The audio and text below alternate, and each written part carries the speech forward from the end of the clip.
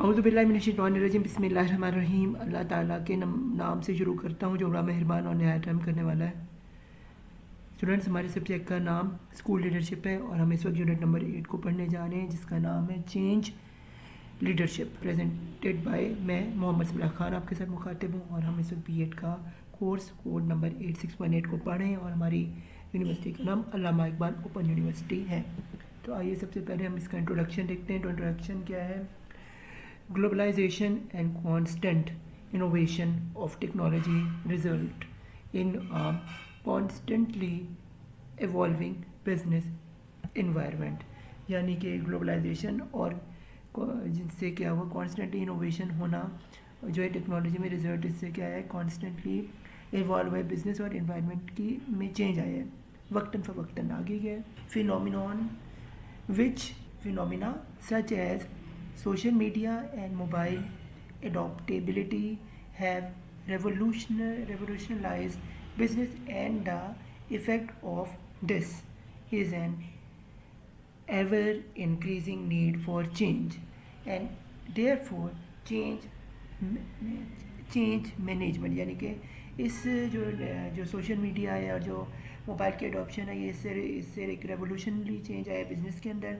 जैसे effect of this है, इससे क्या हुआ है, इंक्रीज के नीड फॉर चेंज आया है and there is a change management में भी चेंज है। इसके बाद क्या, the growth in technology also has a secondary effect on increasing the availability and therefore accountability of knowledge. यानी कि इससे क्या हुआ है, आपके ग्रोथ ऑफ टेक्नोलॉजी में भी इंक्रीज है और secondary effect of increasing in ability and therefore accountability and knowledge में भी इजाफा हुआ है। आगे के easily accessible information has resulted in unprecedented scrutiny from stakeholders and the media and pressure on management। इससे क्या हुआ है कि स्टेक होल्डर पे और मीडिया पे और प्रेशर आए इससे मैनेजमेंट पे। आगे क्या, due to the growth of technology, modern organizational change is largely motivated by exterior innovations rather than internal factors। इससे क्या हुआ, एक्सटीरियर ग्रोथ हुए है टेक्नोलॉजी और मॉडर्न ऑर्गेनाइजेशन में चेंज के लिए और इससे मोटिवेशन मिली है एक्सटीरियर इनोवेशंस की तरफ और इंटरनल फैक्टर्स भी इसमें शामिल हैं। आगे क्या है, when these developments occur the organizations that adopt quickly create a competitive advantage for themselves, which the company that refuse to change get left behind। जैसे क्या है, जो ऑर्गेनाइजेशन और इससे जो पुरानी जो तरीके थे टकियानुसी वो लेफ्ट बिहाइंड हो गए, एक्टिविटीज़ आ गई हैं। This is result in drastic profit and on market share losses.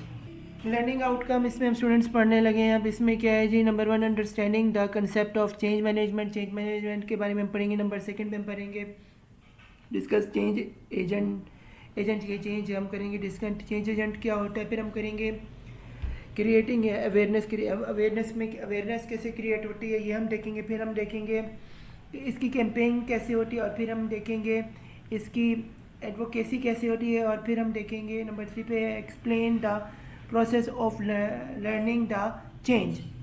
Express हम करेंगे the process of leading the change. फिर हम देखते हैं व्हाट इज़ चेंज मैनेजमेंट। और चेंज मैनेजमेंट में क्या आता है, व्हेन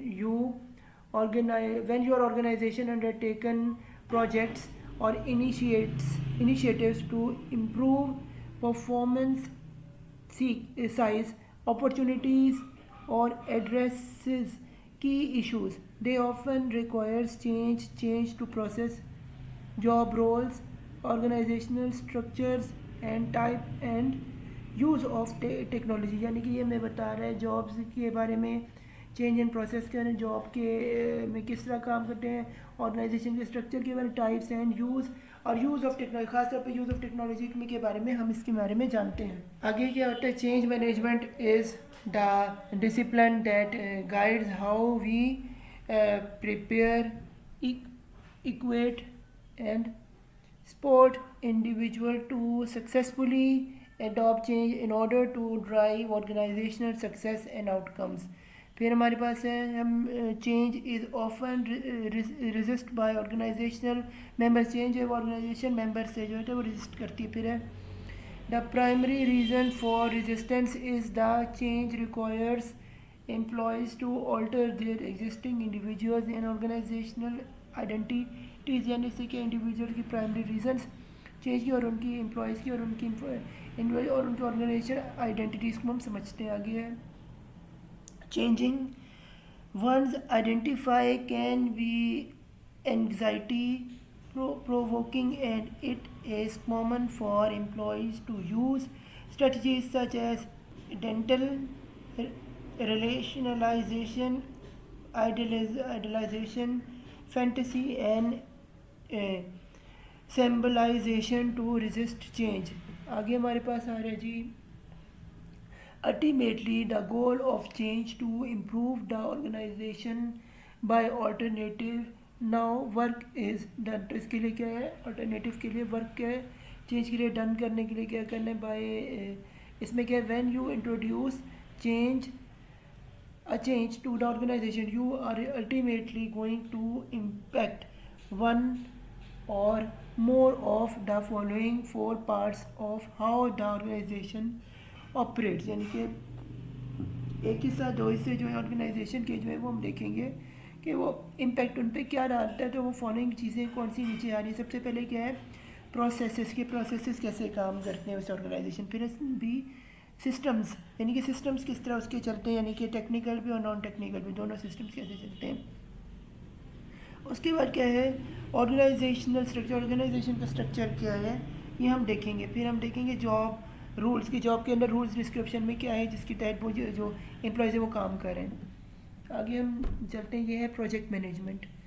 प्रोजेक्ट मैनेजमेंट में क्या है, project management is the application of knowledge, skills, tools and techniques to project activities to meet project requirements की मिलना है प्रोजेक्ट। फिर project management is accomplish through the application and integration of the project management process of integration, planning, executing, monitoring and controlling and closing। आगे क्या आता है students, change management. इसमें क्या, change management is the process, tools and techniques to manage the people side of change to achieve the required business outcome। फिर है change management incorporate the organizational tools that can be utilized to help individuals make successful personal transition resulting in the adopting and realization of change। फिर है जी, as shown in the figure 8.1 both project management and change management support moving an organization from the current status, फिर how things are done today through a transition state to a desired future state। फिर क्या है, the new processes, systems, organization structure और job role defined by the change। फिर है project management of you focused on the task to achieve the project requirements. फिर है change management focused on the people impact by the change. आगे हम चलते students, ये आपके सामने एक फिगर मौजूद है 8.1 में। इसमें आप देख रहे हैं एक चार है चेंज मैनेजमेंट, चेंज और ऊपर के प्रोजेक्ट मैनेजमेंट है, दोनों की डायरेक्शन जा रही है साथ साथ, दोनों एक दूसरे से मिलते जुलते हैं। इसमें क्या है, करंट, फिर क्या है ट्रांजिशन और फिर फ्यूचर। पहले करंट में हम बैठे, फिर हम ट्रांजिशन यानी कि चेंज तब्दीली आएगी और फिर फ्यूचर में हम आगे हम भागेंगे। ये इसके अंदर दोनों की बारे में बताएं। तो ये अब नीचे पढ़ते हैं कि any change to process system organisation structure and और job rules will have a technical side and a people side that must be managed. Project management and change management have evolved as discipline to provide both the structure and the tools needed to realize change successfully on the technical and people side. यानी technically people की side भी होगा और management की side पे, दोनों की तरफ ये जो डिसिप्लिन्स में ये काम बोथ साइड पे कर रहा होता है किसी भी ऑर्गेनाइजेशन इंस्टीट्यूट में, ये इसके लिए। आगे हम चलते हैं स्टूडेंट्स, ये जी डिसिप्लिन में पहले हम देख रहे हैं अपने लेफ्ट साइड पे डिसिप्लिन है, फिर आपके साथ बीच में प्रोसेस है और राइट साइड पे टूल्स है। तो सबसे पहले हम देखते हैं प्रोजेक्ट मैनेजमेंट की डिसिप्लिन में क्या है। प्रोजेक्ट मैनेजमेंट में क्या है, प्रोसेस के initiating, planning, executing, monitoring and control होता है, क्लोजिंग होता है। और टूल्स में क्या आता है, स्टेटमेंट ऑफ वर्क आता है, फिर प्रोजेक्ट चार्टर आता है, बिजनेस केस आता है, वर्क ब्रेक डाउन आता है, स्ट्रक्चर आता है, बजट आता है, एस्टीमेट आते हैं, रिसोर्स आते हैं, एलोकेशन, उस रिसोर्स एलोकेशन आते हैं, फिर स्केड्यूल ट्रैकिंग आती है, रिस्क आइडेंटिफिकेशन आता है, फिर आता है हमारे पास मेडिकेशन आता है, फिर reports on performance and compliance आता है। फिर हमारे पास स्टूडेंट्स क्या आता है, चेंज मैनेजमेंट की डिसिप्लिन को हम देख रहे हैं। इसमें क्या है, चेंज मैनेजमेंट, इसमें क्या है, प्रोसेस में आ रहा है प्लानिंग फॉर चेंज, फिर मैनेजिंग चेंज, फिर क्या है रीइंफोर्समेंट चेंज। फिर पास टूल्स में क्या आ रहा है, इसमें आ रहा है इंडिविजुअल चेंज मॉडल, फिर है कम्युनिकेशंस, फिर आ रहा है स्पॉन्सरशिप, फिर है कोचिंग, फिर है ट्रेनिंग, और फिर क्या है रेजिस्टेंस मैनेजमेंट। आगे स्टूडेंट्स हमारे पास आ रहा है to project management and change management look the same for every initiative. फिर क्या है, टिपिकली नॉट, यानी कि टिपिकली ऐसा नहीं होता। While the right amount of project management and change management is at least some of each of these tools are at their best when they are customized for the unique situation that you are facing and are fully integrated. फिर क्या है, your organization, its culture and history and उसकी culture और history आपके organization की and specific change आनी चाहिए that you are implementing all influence the right amount of project management and change management। right amount आपकी project management की भी और change management की भी हो। तो आगे हम स्टूडेंट्स पढ़ते हैं how much project management is needed।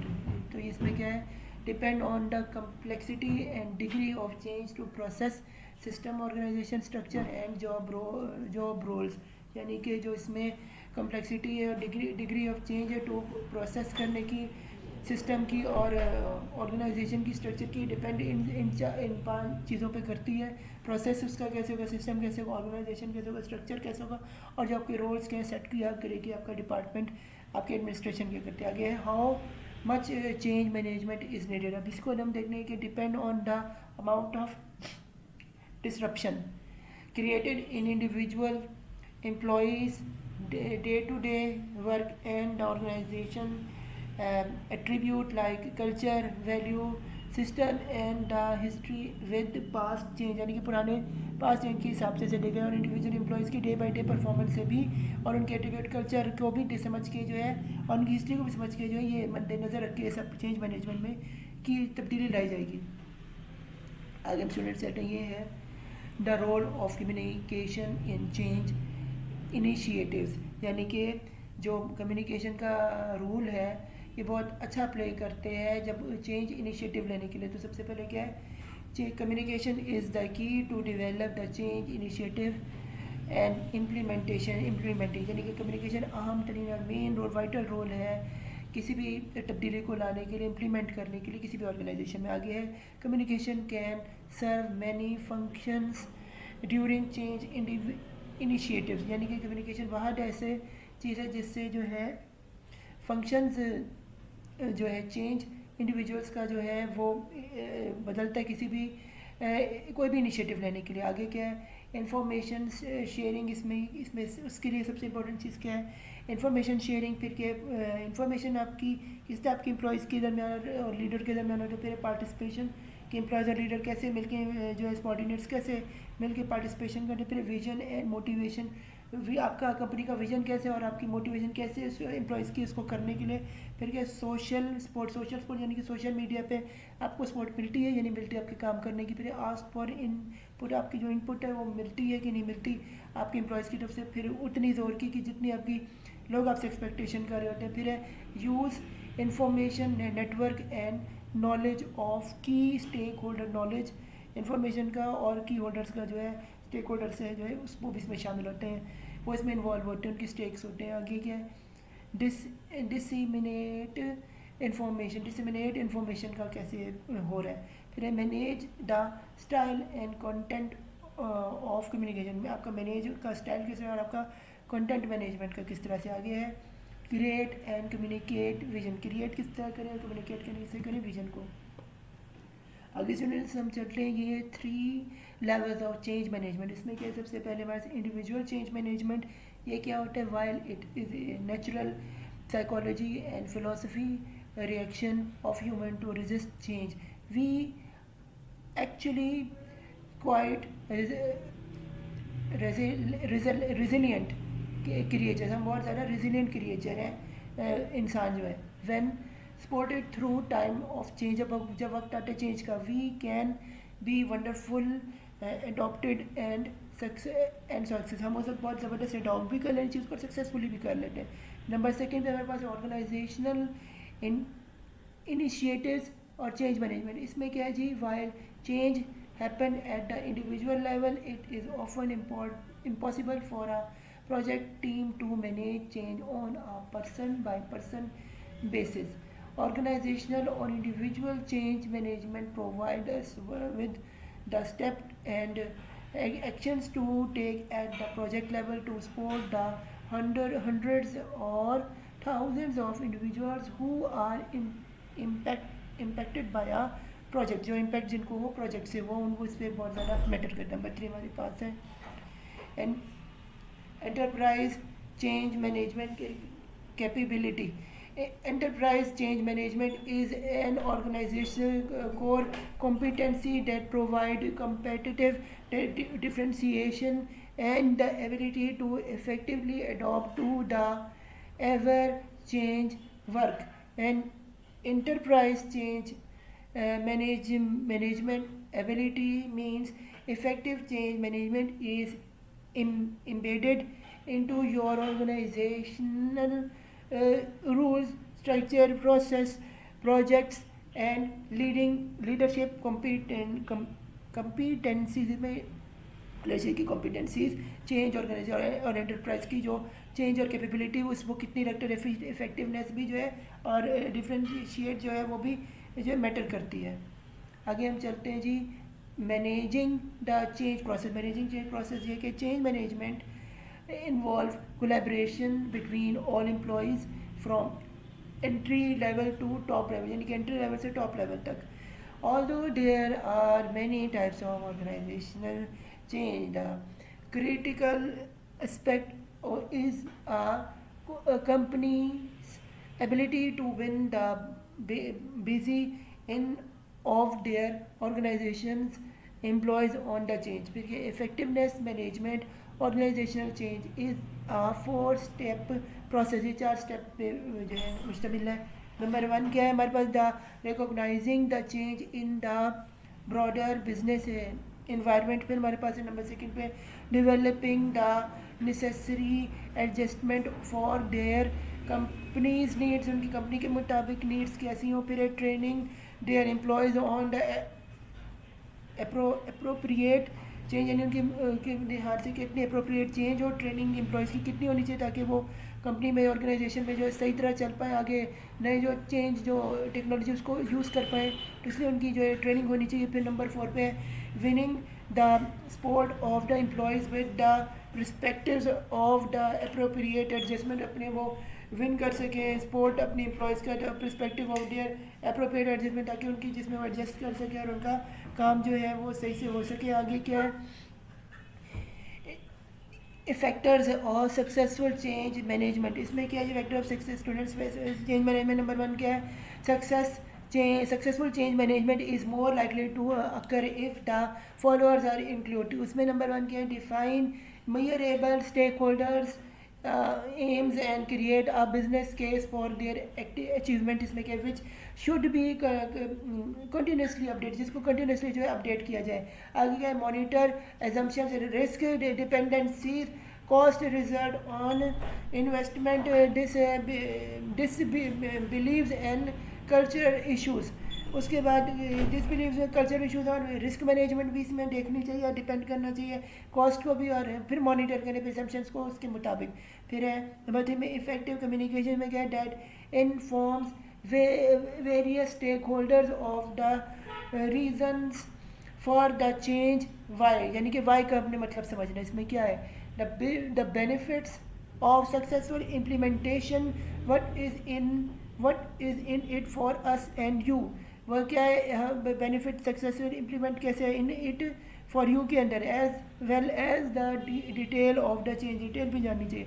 When, where, who is involve, फिर how much will it cost, कितनी कॉस्ट इसकी, कितना इन्वॉल्व है, व्हेन है और कॉस्ट उसकी कितनी, एक्सेट्रा. ये सब आपको मालूम होना चाहिए इफेक्टिव कम्युनिकेशन के, तभी आप अपने उस सिस्टम को चलाएंगे. फिर है नंबर 4 ये है, device an effective education training and और skills upgrading scheme for the organisation, upgrading scheme organisation के लिए. फिर क्या है number 5, counter resistance from the employees of company and align them to overcome strategic direction of the organisation. यानी कि counter करें और रेजिस्टेंस फ्रॉम द एम्प्लॉयज़ को और कंपनीज़ के हिसाब से और अलाइन करें उनको ओवरऑल स्ट्रेटजीज़ को डायरेक्ट करने के लिए और ऑर्गेनाइजेशन. नंबर 6 हमारे पास provide personal counselling, personal counselling भी इसमें होनी चाहिए if required to elevate any change related fear, fear को रोकने के लिए हमें ये सारा खर्च करना है. नंबर 7 पे क्या है, monitorising of the implementation and fine tuning as required, monitorising of implementation ऐसे करना जैसे, और उसकी फाइन ट्यूनिंग भी करनी चाहिए. तो आगे देखते हैं स्टूडेंट्स, ये क्या है, हाउ टू लर्न चेंज. अब हम चेंज को कैसे जो है लर्न कर सकते हैं, ये क्या है कि हाउ टू लीड चेंज. अब हाउ टू लीड चेंज को स्टूडेंट्स हम कैसे लीड कर सकते हैं, तो इसमें क्या है नंबर 3 इसके सिंपल स्टेप्स हैं. वो क्या है, the change life cycle is 3 easy steps are discuss below. वो 3 ईजी स्टेप्स नीचे बयान किए जाने. नंबर 1 क्या है, identify the need for change, पहले आइडेंटिफाई कर लें नीड ऑफ चेंज क्या है. फिर नंबर 2 पे क्या है, लीडिंग चेंज, लीड के चेंज में क्या हमें कैसे लीडर बनना है अपनी चेंज ला के. फिर हम नंबर 3 के मैनेजिंग चेंज, जब हम कोई चीज़ नया है, प्रोडक्ट नया नया लीडर बन, मार्केट लीडर बने, तो हमने मैनेज भी उसके बाद कैसे करने उस तब्दीली को, यानी हैंडल कैसे करना है. बेसिकली मैनेजमेंट का मतलब ही हैंडलिंग करना. तो स्टूडेंट्स मैं आपको यहाँ पे क्लियर कर दूँ. आगे क्या है, now that you understand change, अब आपको चेंज की मेरे ख्याल में समझ आ गई होगी. Following are the 10 points that needs valid prior to launch a change initiative. यानी कि आपने जब अपना कोई भी प्रोडक्ट लॉन्च करना है उससे पहले आपको 10 बातों का ख्याल रखना है जो कि मंदरजा नीचे आ रहे हैं. नंबर 1 क्या है, अलाइनमेंट, आपकी अलाइनमेंट होनी चाहिए. नंबर 2 क्या है, बाइंग, यानी बाइंग की सलाहियत होनी चाहिए लोगों की. नंबर 2 की एडवांटेजेस के एडवांटेज होने चाहिए. नंबर 3 वैल्यू एडिशन, की लोगों की लाइफ में वैल्यू एडिशन है, उनकी लाइफ में एक लाइफ चेंजिंग एक चीज़ हो, एक प्रोडक्ट का काम करे. फिर है नंबर 4 पे ड्यू इंटेलिजेंस, यानी ड्यू इंटेलिजेंस की इसकी खुद मुख्तियारी हो. फिर है नंबर 5 में pace of easy of use, यानी आसानी से इस्तेमाल हो सके, ईजी ऑफ यूज़ हो. फिर नंबर 6 पे क्या है, आइडेंटिफाई द रिस्क, या आइडेंटिफाई करें रिस्क को. नंबर 7 आप नहीं करने फिर अपने प्रोडक्ट के लिए. फिर है नंबर 7 मेजरमेंट, आप मेजरमेंट ले लें कि क्या मार्केट में मेजर आप करें कि जिस हिसाब से अपना नया प्रोडक्ट अपना लें. नंबर 8 पे क्या है, प्रोजेक्ट आपका कितना छोटा है, बड़ा है या लॉन्ग टर्म है, ये आपको सोचना है या दरमियान है. फिर है नंबर 9 पे क्या, अकाउंटेबिलिटी आपकी होनी चाहिए कि आप जो कर रहे हैं वो ठीक कर रहे हैं या नहीं कर रहे हैं. आपको होना चाहिए आपकी ऑडियंस ठीक है या नहीं है, आपको पता होना चाहिए आपकी ऑर्गेनाइजेशन. नंबर 10 पे क्या, एक्शनेबल आपका प्रोसेस हो कि इस पर आपका फ़ायदा होगा कि नहीं होगा. आगे ये है principles of leading change management. इसमें क्या है, the following list of 10 guiding principles for change can help executives navigation the treacherous scrolls of transformation in a systematic way. ये क्या है, नंबर 1 पे क्या, lead with the culture, lead with culture. और number 2 पे क्या है, स्टार्ट एट द टॉप होना चाहिए, स्टार्ट एट. उसके बाद क्या है, इन्वॉल्व एवरी लेयर, इन्वॉल्व हर लेयर पर चाहिए. मेक, नंबर 4 के make the rational and emotional case together. फिर क्या है नंबर 5 पे, ये क्या है, act your way into new thinking, अपना एक्ट करें वे न्यू थिंकिंग के सबसे दिमाग, यानी कि अपना दिमाग बदले, अगली तरफ लेके जाए।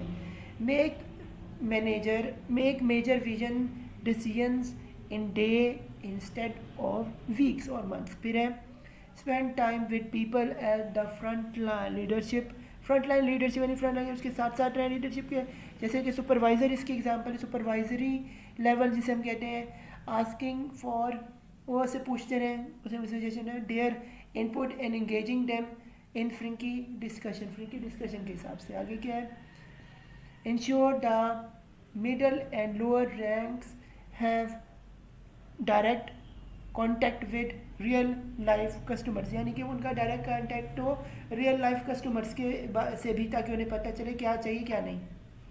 आगे है जी नंबर 6, ये क्या, इंगेजिंग स्टूडेंट्स अपने जो एम्प्लॉयज़ हैं, जो आपके कस्टमर्स हैं, जो आपके बंदे हैं, उनको अपने इंगेज करना है। ये 3 एंगेज है, एक आपके सुपरवाइजर्स हैं, एक आपके मैनेजर्स हैं, ये एक एंगेज यूज़र आते हैं, एक आपके सोशल मीडिया के जिधर आप ये अपनी एडवर्टाइजमेंट लगा रहे हैं वो इंगेजमेंट है, और वो 3 एंगेजमेंट आपके कस्टमर्स हैं कि उनकी जो रोल, उनकी नीड पूरी हो रही है नहीं हो रही।